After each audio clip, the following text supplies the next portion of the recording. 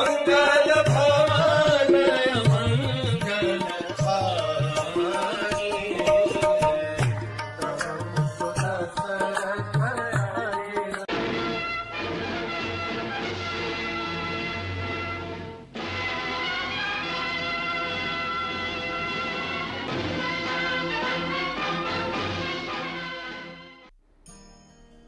हरे कृष्ण। कल हमने देखा किस प्रकार से इंद्र ने प्रभु राम को एक सुंदर रथ दिया, दिव्य रथ दिया, जो कि 1000 घोड़ों से सुसज्जित था और बहुत सुंदर था, बहुत सारे अस्त्र शस्त्रों से लैस था और कई सारे मंत्रों से प्रोटेक्टेड था। हमने ये भी देखा कि इंद्र ने क्यों इतनी देरी की प्रभु राम को ये रथ देने में।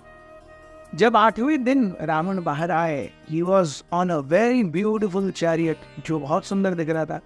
प्रभु Ram was also on a very beautiful chariot, जो इंद्र के द्वारा दिया गया था। माता जी उसे खींच रहे थे। अब इन दोनों के बीच का जो युद्ध था वो बहुत ही घमासान हुआ। प्रभु राम देख रहे थे कि यही वो व्यक्ति है जिसके कारण लक्ष्मण को इतनी पीड़ा हो रही थी। लक्ष्मण प्रैक्टिकली कोमाटोज हो गए थे। ये सोच सोच करके राम इतने आग बबूले हो रहे थे कि उन्होंने ऐसे अस्त्र छोड़े, ऐसे शस्त्र छोड़े और इतनी फ्रीक्वेंसी से छोड़े, ऐसा युद्ध, ऐसा योद्धा रावण ने अब तक नहीं देखा था। रावण केवल सैप्ट देख रहा था, वो कुछ कर ही नहीं पा रहा था। लेकिन रावण की शक्ति ऐसी थी कि प्रभु राम द्वारा भेजे गए सारे अस्त्र रावण के प्रोटेक्टिव शील्ड के सामने आते आते आते आते थोड़े थोड़े कम हो रहे थे। But Ravan was also like, he was there, he was cautious. Prabhu Ram सोच रहे थे, अरे ये मेरी सीता का अपहरण करता है, इसके कारण सीता रो रही है, इसके कारण सीता इतने समय से बिलखती हुई, सिसकती हुई अकेले रह रही है। सीता को दुख, दर्द, क्लेश, वेदनाएं देने वाला, उसके लिए जिम्मेदार ये व्यक्ति है। राम के जो क्रोध है वो 7वें आसमान पर पहुंच गया।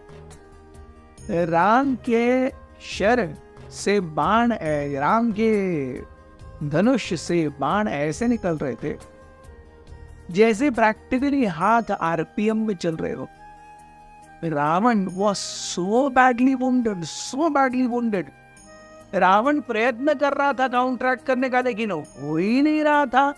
रावण इतनी जगह पर उसे इतने ज्यादा बाण लगे, रावण वेदना उसे करा रहा था। एक समय ऐसा आया जब रावण ने अपने सारे अस्त्र शस्त्र सब यूज कर लिए। अब मैं क्या करूं, क्या इस राम के सामने करूं, क्या, कुछ भी नहीं हो रहा है उसे।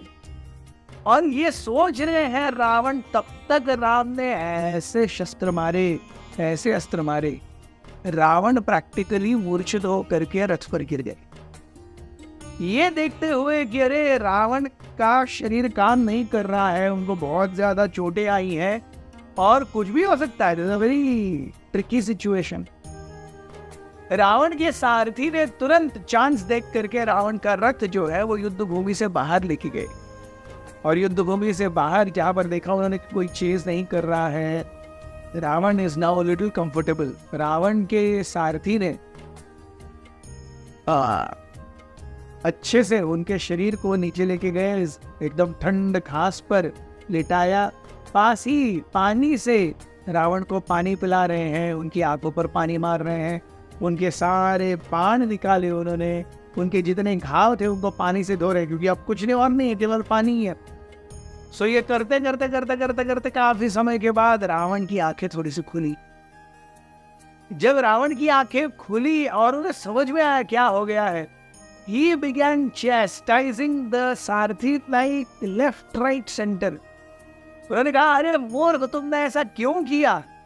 अब शत्रु को यह बोलने का मौका मिल जाएगा कि रावण तो एक अरे भगोड़ा है, रावण युद्ध से भाग गया है। उसने राम को देख करके क्या किया, युद्ध की भूमि से पलायन कर दिया। क्या ऐसे वीर होते हैं? ऐसे बहुत ज्यादा। He was very angry on himself and that anger, वो जो गुस्सा था वो अपने सारथी पर निकाल रहे थे। सारथी ने बहुत पेशेंटली सब कुछ सुना और सुनने के बाद में रावण को बताया कि अरे आप जो समझ रहे हैं वो ऐसा नहीं है। आप जब मूर्छित हो गए तो कई सारे वानर आए आपके शरीर को लेके जाने के लिए। तो सोचिए अगर आपका शरीर वानर लेके जाते तो क्या होता।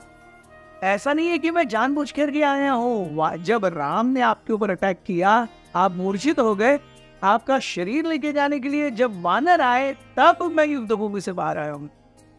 रावण को अपनी गलती का पता चला कि उन्हें खाली पीली उस सारथी को डांटा था, लेकिन रावण का अहंकार ये उस सारथी के आगे अपनी गलती मानने को देता कहाँ। एक्चुअल युद्ध फिर आगे कैसे बढ़ा ये हम देखेंगे कल। बने रहिए हमारे साथ।